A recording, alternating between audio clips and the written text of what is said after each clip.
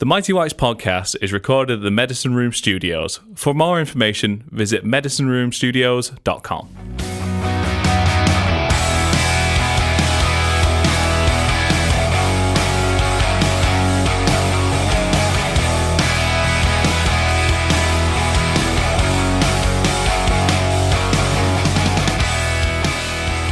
Hi and welcome to episode 20 of the Mighty Whites podcast.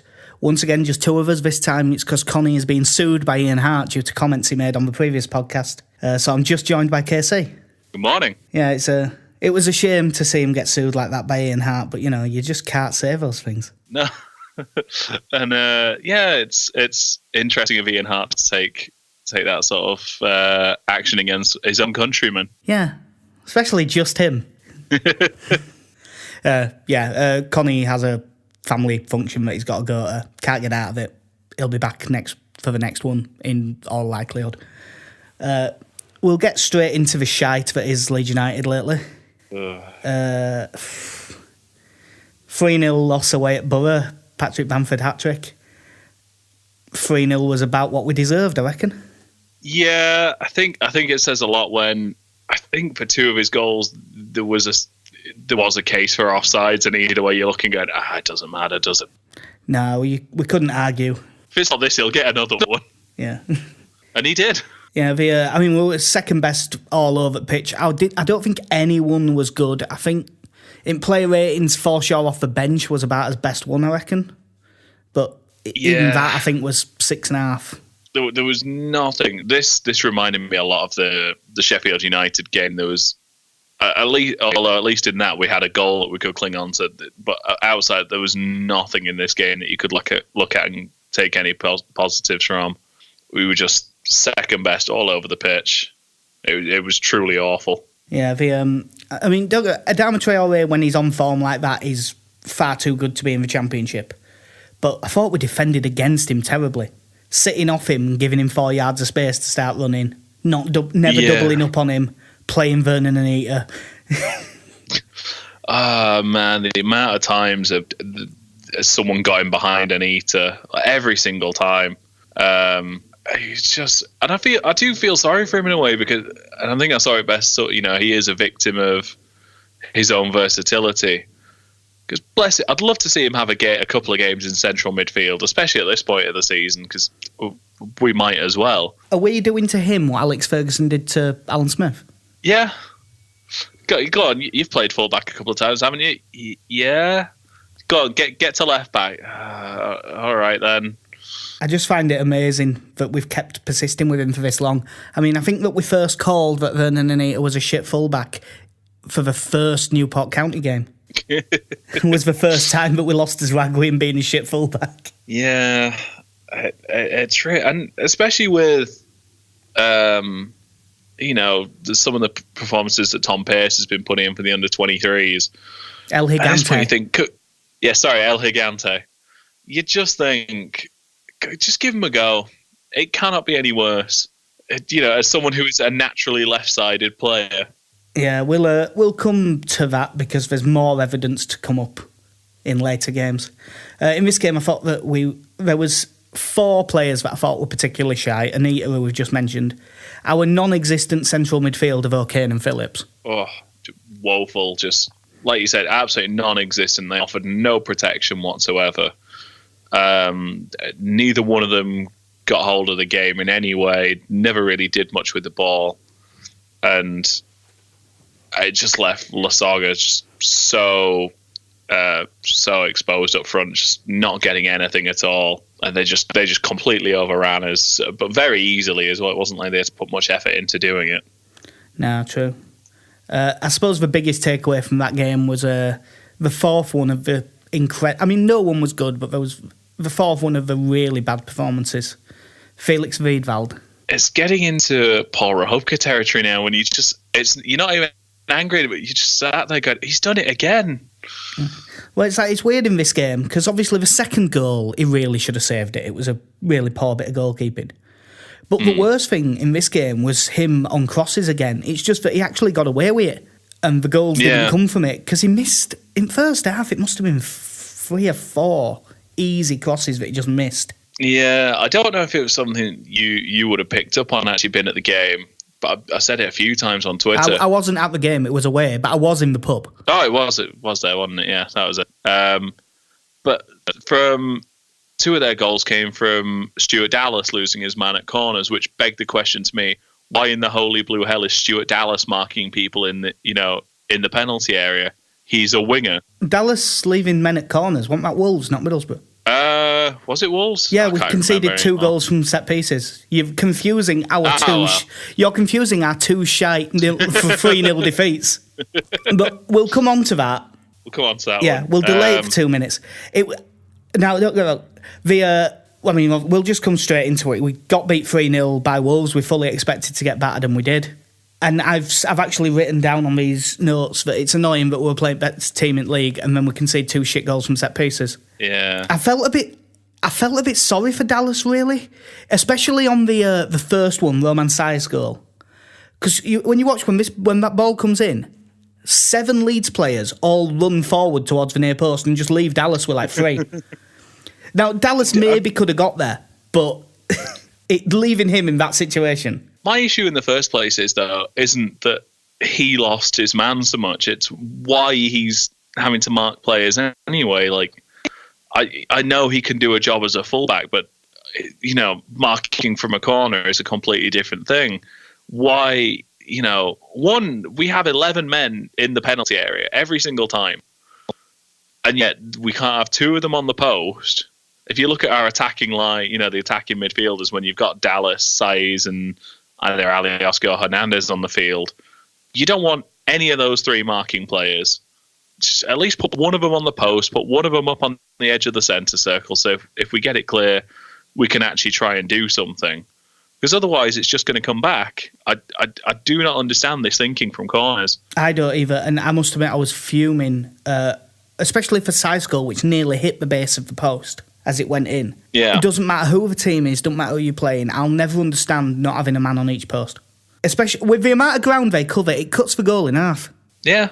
I don't want to mind, but it's not as if they piled everyone forward. They had 2 men on the halfway line, 1 sort of edge of the area-ish. So it's not as if they've chucked everyone forward for it. So why we have 11 men back, who half of who, that would signify there's 2 or 3 who aren't marking anyone in particular. Hadi Sakho's in there. Why is Hadi Sakho in the penalty area? Why is Hadi Sakho in Beeston?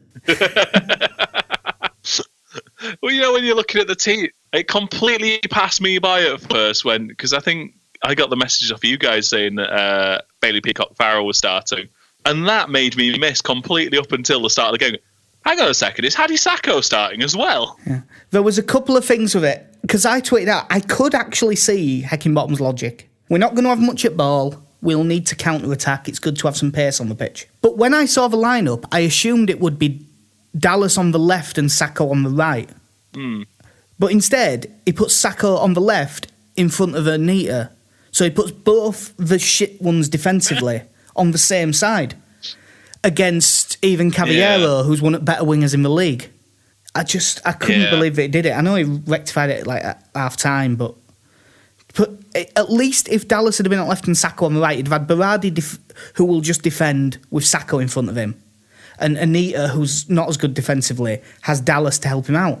Yeah. I think it's a bad enough sign that in this game, our best chance was Berardi's effort, wasn't it? I think that went just over. Yeah, but I think from the top of my head, I think that's as close as we came. Yeah, that's the only effort I can think of. I mean, Lasogga may as well have not been on the pitch, but it wasn't really his fault. 2 games there where I don't think you can fault him at all. It just didn't have anything to work with. I think he has been very much let down in those 2 games. Yeah. I just got my phone out, actually, to look at the WhatsApp message that I sent to you after, 20 minutes of the game. Saying 4-2-3-1 versus this team in this shape is never going to work. Fullbacks outnumbered, Lasogga isolated, centre mids are still only 2v2 despite this, so don't get an advantage in there. All they have to do is mark size and we're fucked.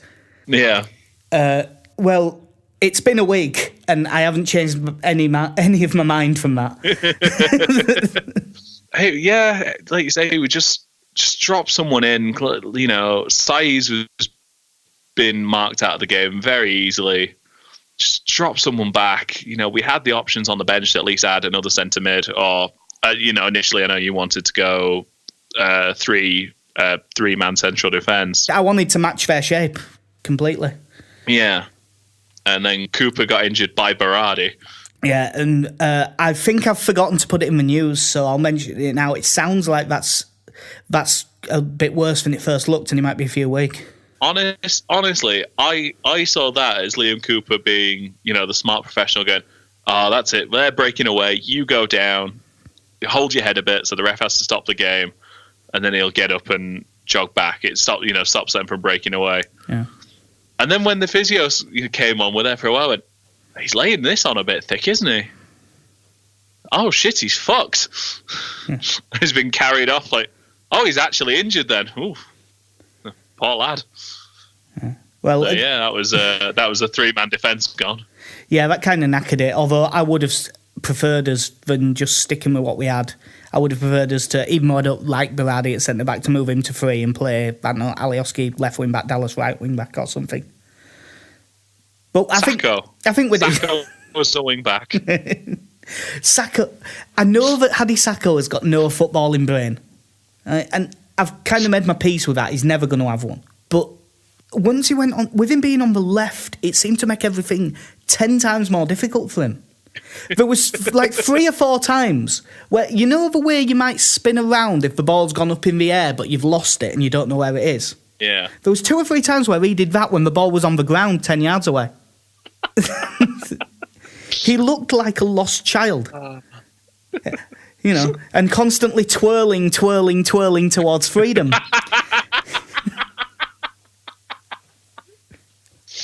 Oh dear. So he won the award. Reference. He won the award for shitest in that game. Anita was awful again. Again, most people were poor. I thought I gave joint man at match Hernandez for in second half being the one player who looked like he might create something, and Peacock Farrell. Yeah, we should probably talk about Bailey Peacock Farrell. I was going to talk about him more after Reading game because he was even better in that one. Like when I say I gave him joint man at match, that was with a 6.5, I think, because he was on for man at match, and then on that third goal, he either should have come and kept coming or stayed on his line. And he stopped halfway, which is a mistake, but the game was gone by that point anyway. But I was glad to see him get the game because I wrote an article on Through It All Together, basically talking about how doing basically a discursive thing, why the reasons to do it, reasons not to. And my conclusion coming out of it was the first reason so Felix isn't in goal? I believe I can't quote exactly what I said, but I think it was the biggest and most compelling reason is Felix Riedwald is a bit shit. It was something like that. But no, I went in saying I think he should play Peacock Farrell, but I don't think he will. And there is one thing that I have to give Heckingbottom. When people have been shit, he hasn't been scared of dropping them. I mean, sometimes if they're Union okay, he brings them back a bit quick. But no, he came back in, and I thought against Reading he had a really good game, particularly first half. Some of the saves he's made, and he looked very composed the whole time, didn't look particularly nervous. I think I noticed during the Wolves game he seemed to be a little bit quieter when Wolves had broken through, whereas against Reading, I don't know if someone had a word with him. I did see him bollocking a couple of players. Debach. I have a theory that if you want to get a goalkeeper out of his shell, what you do is play him behind Lawrence Debach because it's impossible not to lose your temper and bollock him. Someone's breaking through in his head before he's got to make the save. Oh, for fuck's sake, not again. Yeah, I mean, it's not in the order of the game, but that ball over the top where he's running backwards towards his own goal and goes to chest it down and gets dispossessed by Mo Barrow was one of the worst bits of defending I've seen all season. To make another Simpsons reference, it's a bit like when they watch Ralph's heart breaking in slow motion. You can just watch in stages, just going, as the ball's coming down, you think, he's got this. It's coming down. Oh, he stepped back. He's letting it bounce. And all the while, you can just see Mo Barrow getting a little bit closer to him. And then it bounces and he turns and you went, he's thinking about heading this, but Mo Barrow will get to that header. Yeah. He realises it. Then he goes, well, I'll get it under control then. And it's one of the few times I've ever thought, I'll tell you what, if that was Michael Brown, at least he just hoofed it over his head and it had gone back forward. He looked in such panic the whole time. I stand by what I said after 2 games of watching him. The more I watch him, the more I think he's fucking useless. Is he ahead of or behind Vernon Anita in the pecking order at left back for you? Well, it's kind of weird. Before that Reading game, I said, put De Bock back in. It's time to give him another go.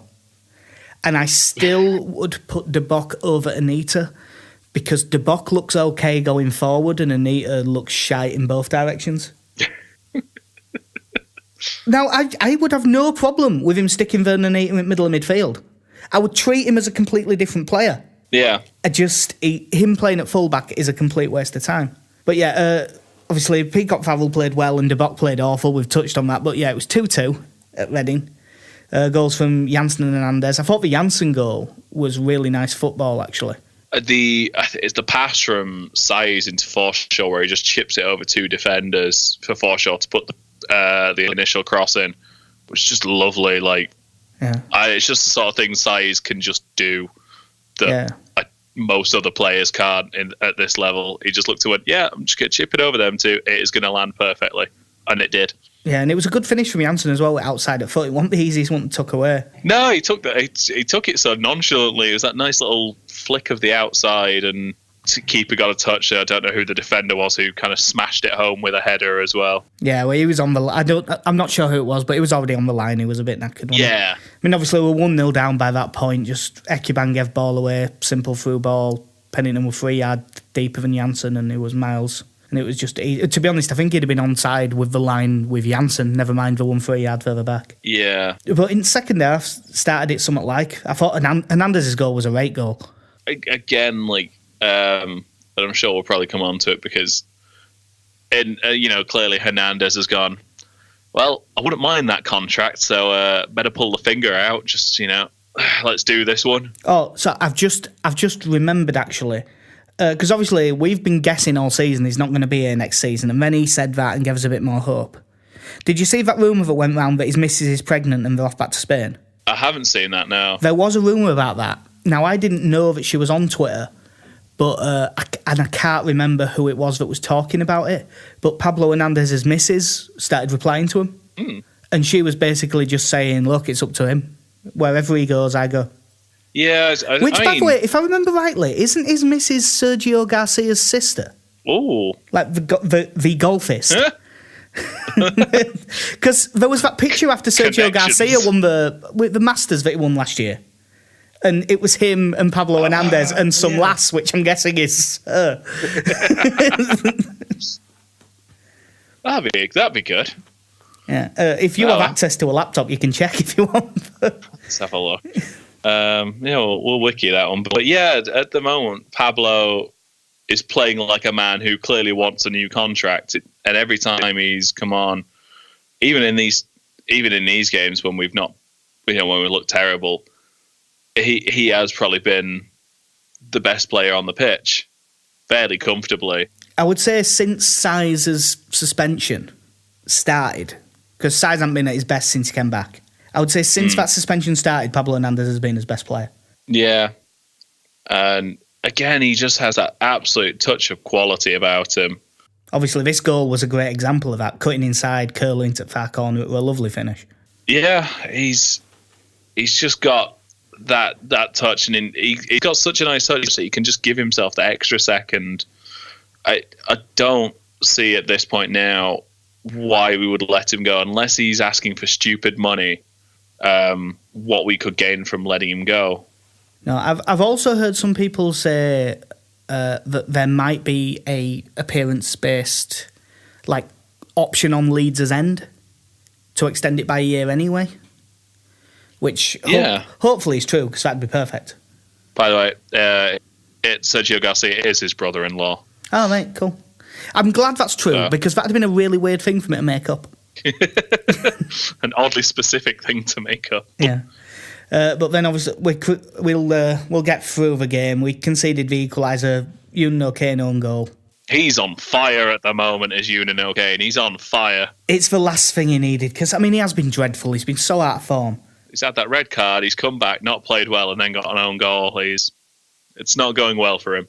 But I have to admit, this own goal was a little bit just unfortunate, more than out. I mean, there is a player running in behind him, and the player is wrong side of Berardi. He can't risk leaving it. If Adam Forshaw would have done it, we'd have all gone, oh, that's unlucky. Yeah. Now, don't get me wrong, okay, and you would have hoped he did better, and had he been a bit more on his toes, maybe he could have cleared it, but he's done far worse things lately than this. This one was just a bit unlucky. It's just that he's in all of his bad books for being a bit shit lately. Yeah, I think we said last time as well, like, you just look at our central midfielders, who do you pick to play alongside Forshaw? Because everyone's out of form at the moment. Yeah, that is the big... I think it shows how unfit Vieira is that he isn't getting his chance at the minute. I honestly, I'm very happy for Vieira to be out of the team for a little bit. I think it might do, especially when now we're playing for nothing, we're not playing well.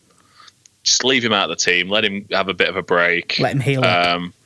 Yeah, there's no sense playing it, especially now. Like, I haven't looked at the table. I'm sure I probably could very easily, but I haven't looked. But, we're not going up now. Just let him rest. Maybe give him a couple of sub appearances if needs be. But he's still a young lad. He doesn't need to be playing now. So let's just let him heal up and get him ready for next season. Yeah. Well, the Reading game, I mean, it was a shite result because the one thing that I can take from that game is, as bad as we are, we're better than Reading. Yeah, they did not look good. Tell you what, when Janssen scored, you could see them. There was quite a few of them just arguing with each other, and you could see there's something not right there at the moment. They've lost all their confidence. Not that we're a particularly confident team, but man, they did not handle it well.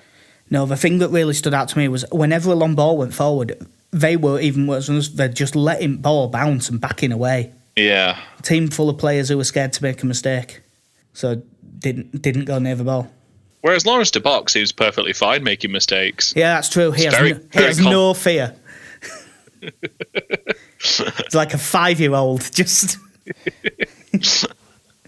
This will all be fine. Don't worry. I've lost it. Well. Yeah. So obviously de Bock was shite again. But as much as this wasn't a great game, it was at least an improvement. Like Forshaw played well, Hernandez played well. I thought Alioski played quite well as well.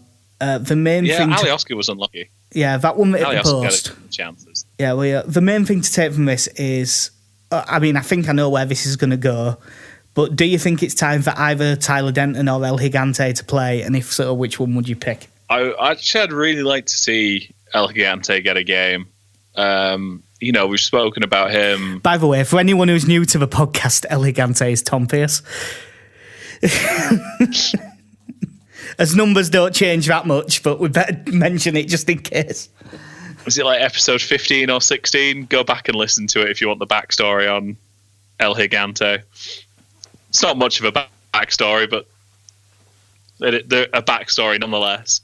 But yeah, he's been getting some very good reviews from the under-23s. He's been in and around the squad for a few weeks. It's worth giving him a go. Yeah, we've seen what de Bock can do, not a whole lot. We've seen what Anita can do, a bit less. We've seen what de Bock can't do, which is most things. Yeah. Denton, I think he should probably get a couple of games in before the end of the season. He's he's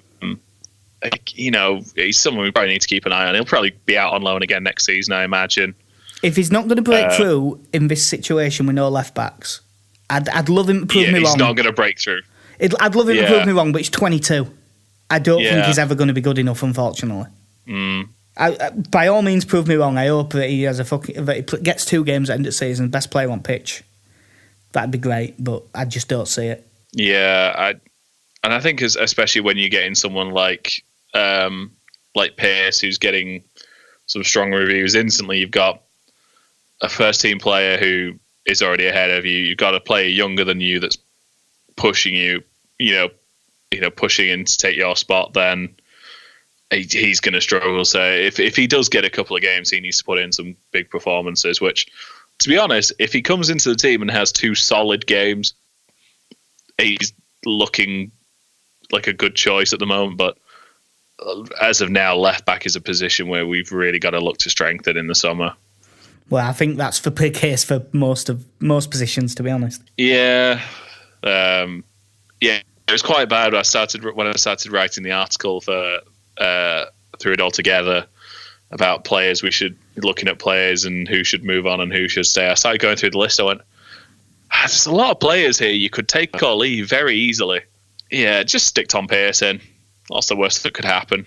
Where's AD? Is AD White still about? Can we get him in? I have no idea what happened to AD White now. Get him back. We'll find out. Away from Leeds, there was a bit of news. Gary Monk's got the Birmingham job and he's fully got the band back together. Him, Clotet, James Beattie, Dalf Lahavin, Sean Rush, Ryan Needs. All the people that were there at Leeds. Oh yeah, I saw Pep on Twitter. They took a picture going, nice to settle into the new office or something like that. And I think Gary Monk said something about the group.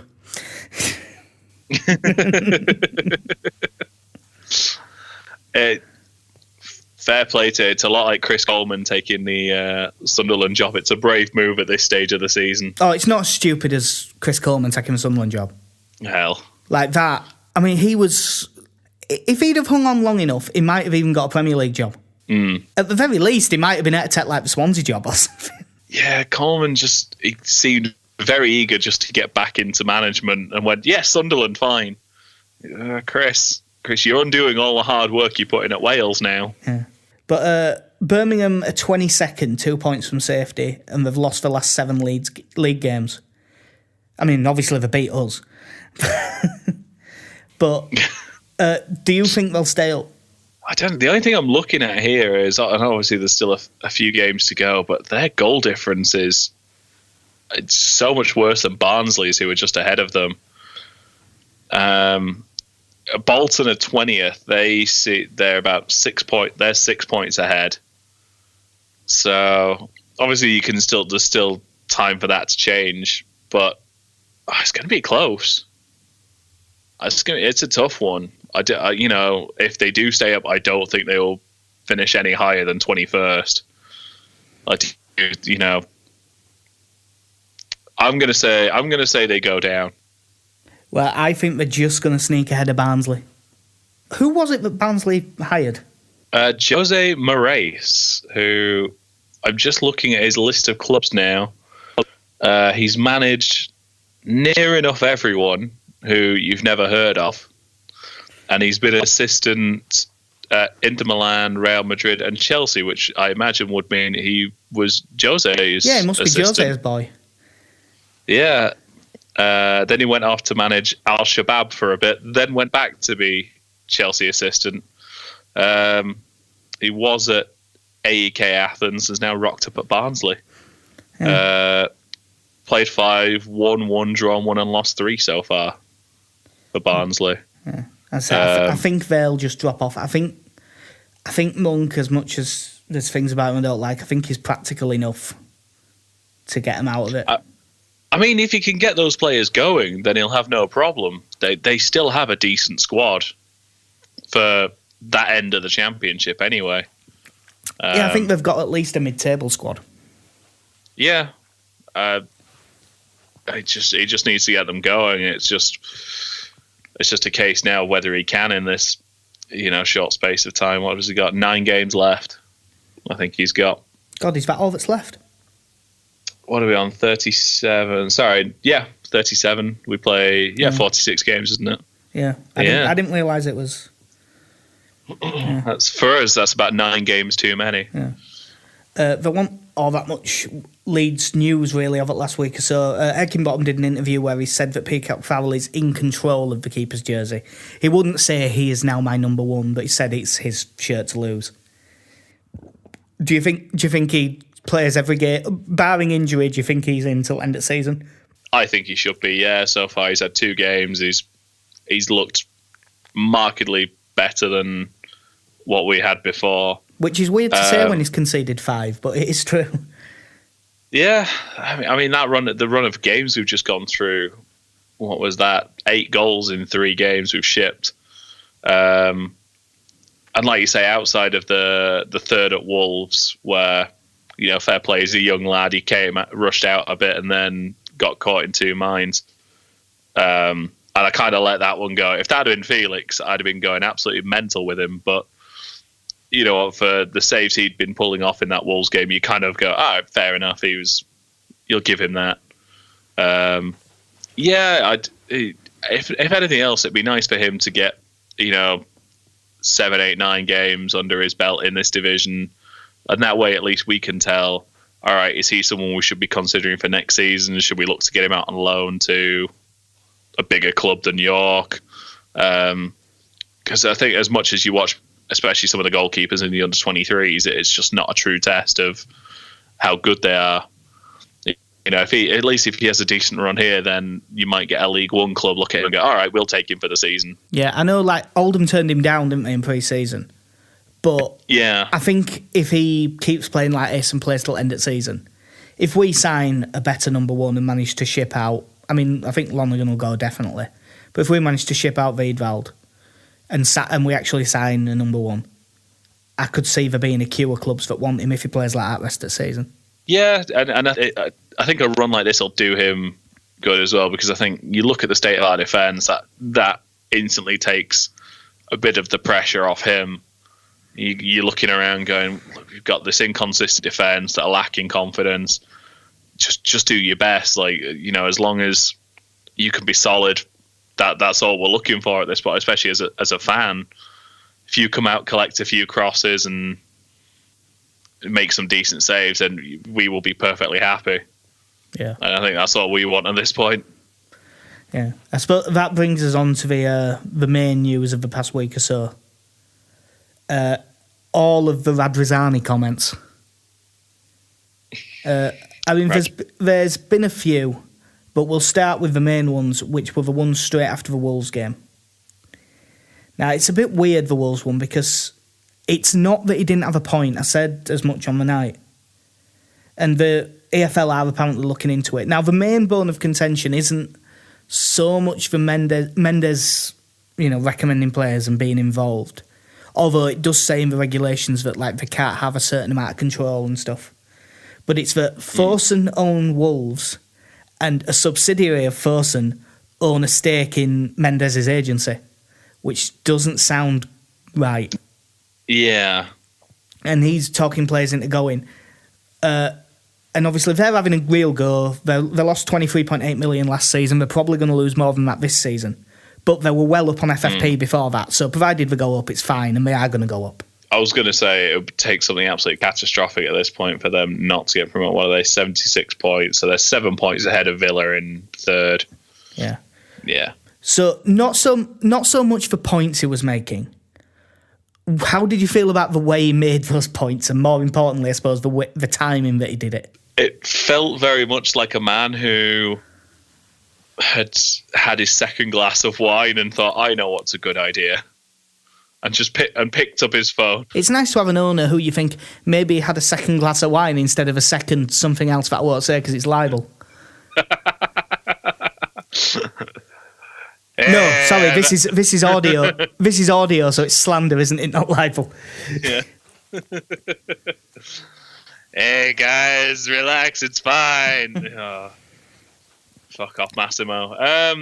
Yeah, it was just one of those. He just leave it till tomorrow morning, and then put it out in a better way. Again, just do it through the club website or something like let the club prepare a statement or something along those lines. It was just all a bit. To me, it kind of smacked of we've just lost 3-0 and absolutely been battered. But don't look at that. Look over here. Yeah, at this thing. It did seem a little bit Mourinho talk about something else and distract, didn't it? Yeah. Because I honestly, if it had been me personally, I think that you should do it the day before. I mean, there was plenty of talk about it as well. Yeah. Coming into the game, and it's not as if it's anything new to us, but. Yeah, it just poorly timed. Yeah, the problem is, if you do it literally a minute after you get beat 3-0 at home by them, it doesn't matter how erudite your point is. It doesn't matter how well constructed the argument is. It sounds like going, it's not fair. Only, you know, all our players in are Italian. bigger than ours. Yeah, I don't think that... Sorry, I just imagine Angus Kinnear and Victor Orta sat next to him going, and he's gone, do you think I should put something on Twitter? No, just leave it, Andrea. Just leave it. All right, I'm going to leave it.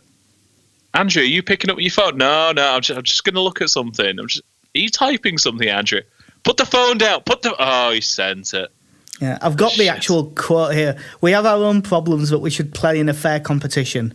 It's not legal and fair to let one team owned by a fund who has shares in the biggest players' agency with evident benefits. Top European clubs giving players with options to buy. Why can't the other 23 teams have the same treatment? We should play all 24 with the same rules and opportunities. Brackets, it's enough to Google it, which, you know, second language. Congratulations to the best team, but hope the league can be fair and equal to all 24 teams. And to be fair, there was a fair few who immediately afterwards said, what he's saying is fine. People were more pissed off with the way he said it than what he actually said, I think. Some people were just pissed off in general. But there was a lot of people, like, I don't actually remember his real name. I think Dr. T on Twitter, I think he was one of them. Yeah. I can never remember his actual name. But he said, you know, quite early on, yeah, but if he's just getting clarification on the rules, he was part of a football agency and he's mates from selling media rights with all at big clubs. If they can do it, why can't we? And that's basically what Radrizzani then said to Dan Roan the next day on BBC. Yeah, I saw the headline. I haven't had a chance to read the article yet, but I did see him essentially going, well, if they can do it, we might as well. Yeah, well, I'm very prepared today. I've got quotes from that as well. I want to understand the rules so I can act like them. If it's possible, I would do the same as it's proven to be successful. If not, I'll do as I did in the past. It's an opportunity for me to clarify the rules because I want to build a successful team like Wolves. To do it, I might need to have 5 or 6 players on loan from an important agent or important clubs in Europe. I need to understand if it's practical, as I'd like to do the same. And he said he's written to the Premier League to make sure it's in line with their rules as well. Because he said if it's going to take you up, but then you're going to get in trouble, there's no point. It's all perfectly reasonable. Yeah, and then he said, I know many agents, I know George Mendes well, I'd love to have their help, I just want to know if it's possible to do it within the rules. I might not even need an agent because I have good relations with many football teams in Europe personally. There was a lot of pictures being shared of him with the guys that own PSG and stuff like that, although having a load of pictures on Twitter of you doesn't really mean out. Otherwise, we might as well hire Terry George. Get him back. Because he has pictures with everyone. Ben Troyer's back. He said a lot of similar things in the talks. Did you see his TalkSport interview today as well? I haven't seen that, no. That's the first I'm seeing of it. He said a lot of the same things regarding the rules. He name-dropped Mino Raiola as well. Basically, he was sort of insinuating that there was a named agency as well, and I don't think it was the one that he used to have a stake in. I think it was another one with a lot of... But one of the things with him name-dropping Mino Raiola and saying they're mates, something that made sense to me is... remember that transfer story for Moise Keane? Yeah, the one we all kind of laughed about. Yeah, well, he's his agent and they are mates, apparently. So maybe that's how that got going. But the other thing he did in this TalkSport interview today was he basically buried the team.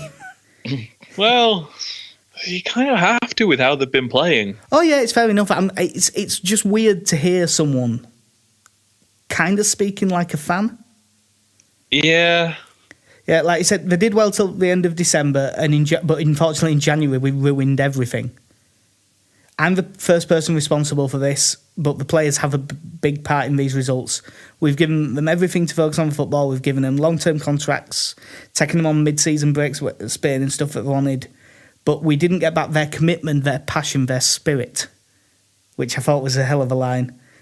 Particularly, we played very poorly against Middlesbrough away. It was the bottom of the season. There was no commitment, no passion, no spirit. He said that twice. I don't want players in my team and representing Leeds United with this behaviour, which we thought it was a bit harsh on Christensen.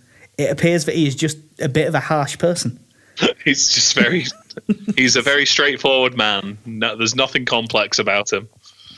Yeah. He's said that he has fully given up on promotion this year. We just need to play the last few games with spirit and passion and show that the players want to be here, and that they want to be here too, and they want to give the fans what they deserve. And he said that he'll meet the players face to face and say the exact same. I mean, it's the man paying their wages. You kind of think he's entitled to do it as well. You can't argue with him at all. Like he's not wrong watching those games. It is very surprising hearing an owner speak like that. As Chilino would come out with some stuff, but you just think, oh fuck, he's just a drunken idiot. Whereas you don't expect this from Radrizzani, who everything he's kind of come out with has been relatively reasonable. He's always, and like you say, he's been very erudite whenever he's spoken. And all right, you don't always agree with him, but you don't expect to see something like this from an owner. No.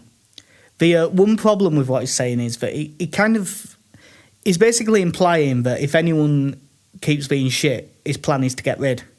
We're going to have 3 players in pre-season. No, it's just that's going to be very difficult to get. It might be difficult to get rid of some of these players. Now we've given them the 5-year deals. Now that they're all on. I mean, Kane has a long contract now. The only deals that are up at the end of the season are Pennington and Lasogga's loans and Pablo Hernandez. Yeah, we've got a few players. And like you say, that at least Hernandez we want to keep. I imagine there's some interest towards Pennington. At the very least, even if we didn't sign him, another championship club would take a loan or something. Yeah, and then there's we're definitely taking into consideration Lasogga as an option for next season. It'll be interesting to try and see if we can move on. Like you say, there's a fairly long list of players who you could definitely consider moving on in the summer. I mean, I felt bad because at one point, I'm looking at. I don't want him to leave, but you look at the way Calvin Phillips has been the second half of this season, and if you got in another central midfielder, then you've got to start looking and thinking, well, do we keep him around in the hopes that he's going to force his way back in, or do we move him on? Same with Liam Cooper. He's the captain, but I by no means want him as one of my first choice central defenders. So again, you then start looking, well, do we keep him around? How is he going to be with that if he's still the captain? So it's going to be a tough one for us in the summer, because clearly the budget's not massive, and we will have to move play. As it's shown with Chris Wood and Charlie Taylor leaving, that money has gone straight back into signings and wages. So we will need to generate some money to sign more players, and if they're all on long contracts, then it's going to be harder to do that. Yeah, I haven't checked for figures. I should. Had I thought on and known we were going to, and thought on enough that we were going to get onto this, I'd have tweeted Mike Thornton or something.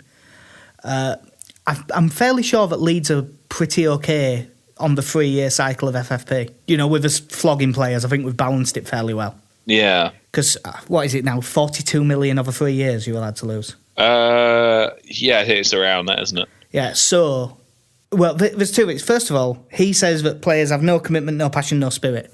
Do you actually agree with him, or do you just think a lot of them are out of form? Which is what I actually think it is. Yeah, I think they're out of form. I think there's.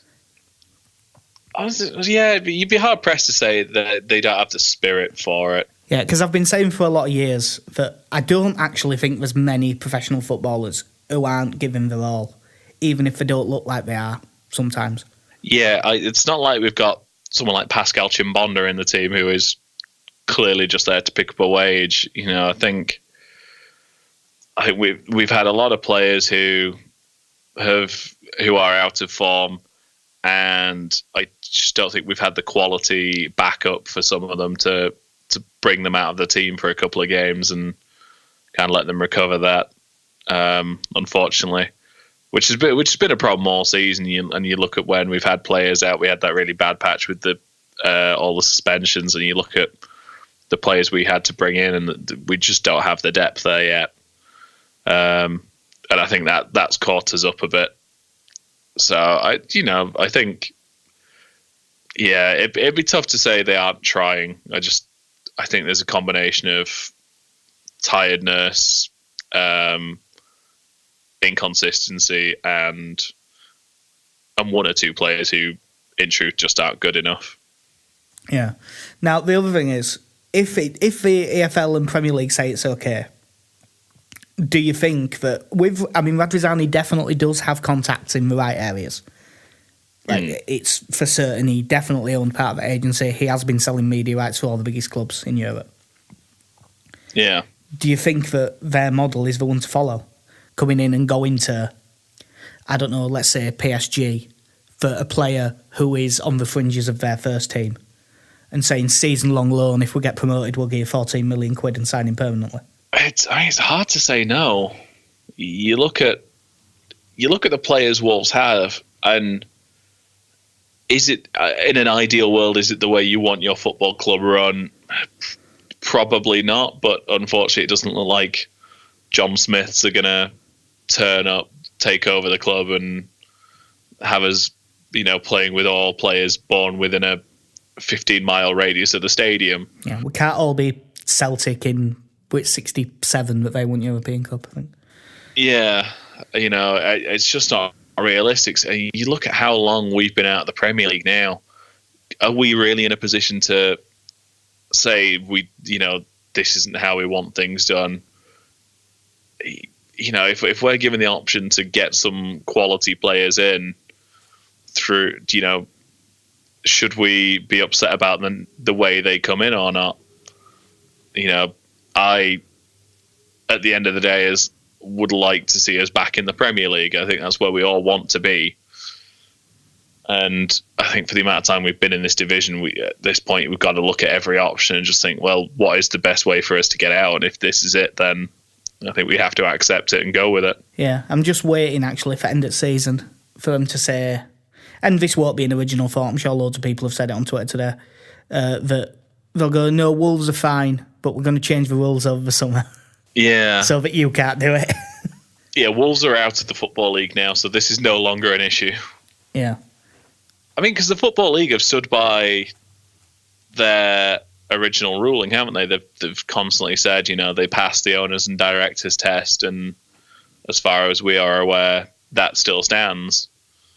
But you got to think that there's going to be some pressure on them now. Yeah, although Radrizzani's been the most vocal, Leeds aren't the only club that have said stuff about this. I know Villa have, although being on the same side as Tony Zia doesn't really help your argument because he's a moron. But I would bet that there's probably I bet most of the clubs in the league have said something at the very least privately. Mm. Do you think this is the model that Doncaster dreamed of when they went through that period in the Championship? When they got Willie Mackay and got Chimbonda and Diouf and Alou Diarra? Yes. Do you think this is what they imagined happening before it turned out they were awful? Yeah. God, imagine they got Alou Diarra and Wolves got Ruben Neves.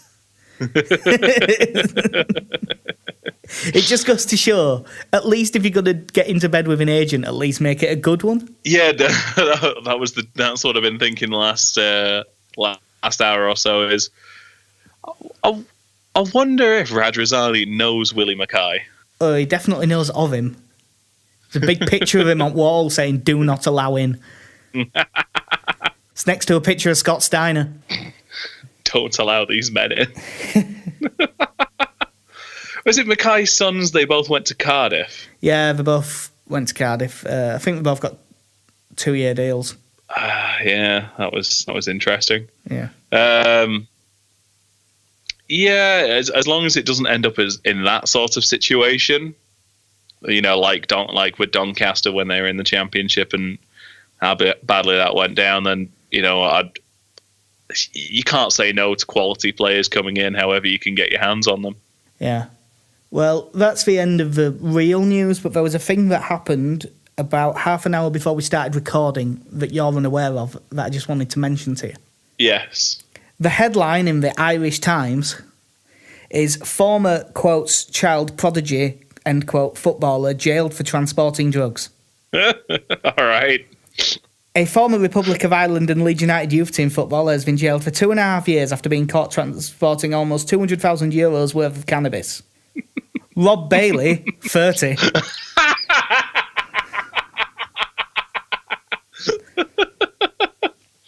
Oh, wow. Yeah, he says that he fell into gambling when he was 14 at Leeds, and he kept doing it, and he agreed to transport the drugs to pay off a $6,500 debt. Oh, $6,500. It wasn't even good then. No. It's not even worth the money. Oh, Roberto, what are you doing? Yeah, so Roberto Bailey of Who Played's fame. Yeah, Wow. 2.5 years in jail. It got retweeted by Phil Hay just before we came on. I tell you, I was not expecting to read that today. Oh, wow. I tell you, clearly there's not a lot of money in the Irish leagues. I don't even know if he's still playing. I'm but I not sure assume somewhere in Ireland. I know that he was playing for Shamrock Rovers at one point. I don't know whether he still was. Oh, well, there you go.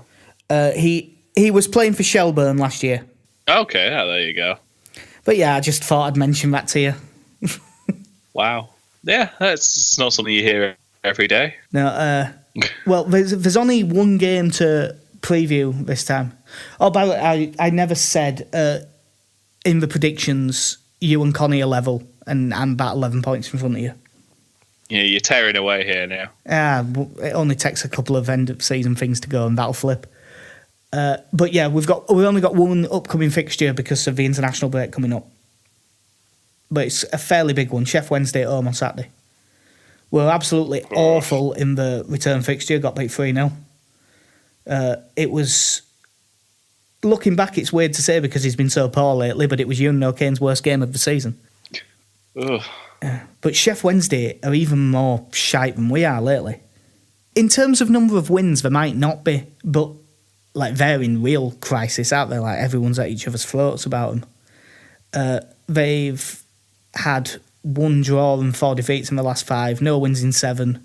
If you include FA Cup, 1 win in 11, 3 wins in 18, 4 wins in 26. That's not good. No, 7. Let's make it our 2018 look good. 7. Well, no, we've only had like 1 win. We've had 1 win since we beat Hull on Boxing Day. Oh, yeah. So we're just as bad, it's just theirs has gone on a bit longer. But yeah, they're 17, 38 points from 37, and they're genuinely worried about getting sucked into the relegation battle. And financially, they're not in good shape either. Because they gambled a couple of years ago and it hasn't paid off. Just looking now, yeah, I mean, at the league table, they're 17th, 38 points. So they're 8 points ahead of Birmingham. Yeah, if they continue a run like that, then there is a chance. Yeah, I mean, how they're that low with squad they've got, I'm not sure, really. I mean, Kieran Westwood's been injured for a lot at season, which hasn't helped him because he's a really good keeper. But they've named him in the Ireland squad for upcoming internationals. But he's not expected to be back for the Leeds game. And it's no arbiter of current form or quality because Ewan O'Kane's also in that squad. Yeah. Oh, God. Poor Ireland. Yeah. In defence, we've got, I mean, Jack Hunt and Morgan Fox, both decent fullbacks. Leuven's got Pudel, blame Tom Lees. Poor Tom Lees. Yeah. I'm sure everything's been blamed on him for this. Yeah, well, it might have been because I know he dropped at bench a fair bit. Oh, poor Tom. Depending on him back. Yeah, depending on whether they play him in midfield or in defence, that one of the easiest bets in football, Sam Hutchinson to get booked, he could play. Did they have Harry Redknapp in charge at any point, signing strikers for them? No, but they did seem to follow suit. I mean, we'll go for it in order. Midfield, Jacob Butfield's good. Bannon's decent. Kieran Lee's pretty good. Ross Wallace tore as a new one in first game. Adam Reach was all right at Borough. But yeah, up front, well, not so much up front, but forwards, if you include wingers and stuff. Jordan Rhodes, Stephen Fletcher, Gary Hooper, Ade Nuhiu, Lucas João, Marco Matias, Fernando Forestieri, George Boyd. There's a big split in there somewhere. Just there's 4 names who are just these are strikers you should sign in the Championship. When you look at Rhodes, Fletcher, Hooper, and Boyd, to not sound all post Brexit or anything, but there's definitely an us and them. Yeah. Look at those British lads in the Championship, and then I don't know if you'll remember it, but you're a student at the same time as me. You probably do. Can you remember the streaming website that is at They Knew You's first name? No. atdhe.net was a place where you could watch all the football. Oh, yeah. Wow. Well, that's a blast from the past. Yeah. It's just a weird one. They're shite, we're shite is basically what's been happening lately. But with us being at home, it's kind of weird. I want to predict a win, but it's hard to predict us to win anything lately. Do we have to play these upcoming games? Can we not just... Can we not just agree with half these teams? I'm sure Sheffield Wednesday would be thrilled if we phoned them up and just said, should we just agree on a 0-0 draw, yeah? Yep, perfect. We'll take it. Nice one. Well, that's what it felt like going into Reading game, because we'd won like 1 in 14 and they'd won 1 in 15. It were nailed on draw. This is the sort of game. Bollocks to it. We're at home. We're going to win 2-1. 2-1. I'm going to say 1-0, and Connie's got 1-1. Connie's probably going to get that one. Yeah, but the main I don't know why I've got any optimism of a win. Because we just can't turn it off, unfortunately. I'm trying to figure out, because I know they pointed out that we've not won a game that Forshaw's played in yet. And we've also not won any of the games that I've watched since I've come back to Portland. I've not seen us win yet. We've drawn a couple, we've lost a couple. Well, that's yet fine, to win because one. You're at work for this one. Yeah, so if we win, it's on me. Yeah, then it is your fault. Do you reckon it'll change much with team? I mean, defensively, there's nothing we can really, 2 centre backs you can't change. Cooper won't be back, so it'll stick. You got to stick. Berardi's going to be at right back. I'm about ready to see either Denton or El Gigante coming at left back and just give one of them a chance. Clearly, DeBock's not up to it, or there's something going on there. Give one of those to a couple of games and give them a chance. At this stage, it's not going to hurt. Central midfielders, stick your name in a hat, pull one of them out to play alongside Forshaw. I don't think it's going to matter too much. Play Anita, why not? Just give him a chance. Attacking midfielders, again, pick 3 of Dallas, Hernandez, Alioski and Saez. Pick any 3 of those 4, and Lasogga. Yeah, I was very surprised actually at Lasogga not starting against Reading. Now that you mention it, it did seem. I don't know if it was because of the way. I don't know if putting Ekuban in was because of how our midfield had played in the last couple of games. That I thought, well, Ekuban might play a little bit deeper and get more into the game. I didn't see it as been a punishment for Lasogga's performances. That's how I saw it. No, but you would think he'd be back in for this one. Yeah. For the 3 behind, when we're at home, I'd always like it to be Hernandez, Saez and Alioski, because I think when everyone's in form, that's the best 3. Yeah. And I think that they all seem to play a bit better when the other ones are there. Yeah, I think so. And to be honest, like that 3, I've got very good memories of some of their performances. You think back to the Middlesbrough game at home and the Barnsley game away just after that, I think, of those 3 playing really well as a unit. Again, I'd maybe play Dallas ahead of Alioski, but, thinking behind that is Dallas hasn't played a whole lot this season. Alioski's had a lot of football. Has not been in the best of form at times, in this last month or so. That would be my only reasoning, but I do think the 3 you said, that's the strongest iteration of that midfield. Yeah, in terms of midfield, obviously, I agree that it's one alongside Forshaw. If Vieira's fit, I'd have it be Vieira. If he isn't, then I agree, Anita. Because O'Kane and Phillips are both so out of form that I can't see any justification for picking either one of them. No. I can genuinely see more justification for picking Oriol Gray than I can Ewan O'Kane at the minute. And it feels weird to say that because at the start of his season, I was saying he was his best midfielder. Yeah, there's just... I don't know if it's this odd combination of they're out of form and there's nothing to play for now that it's just going to kind of drag them down a little bit. But just take, especially O'Kane, it's not been a good few weeks for him. Just get him out of the spotlight for a game or two. I've said before, I think if you play O'Kane and Forshaw together, I think they're too similar, and I think Forshaw is better at that job than O'Kane is. Yeah. Look at the under-23s. Maybe Sheffield Wednesday isn't the game to do it, but at the same time, if you're going to throw someone in, give them a bit of a test. Yeah. So it's just an aside, just with you mentioning Sheffield Wednesday and under-23s, I just remembered, that George Hurst that they've got? Yeah. I think their manager said something about not being able to pick him due to this contractual dispute.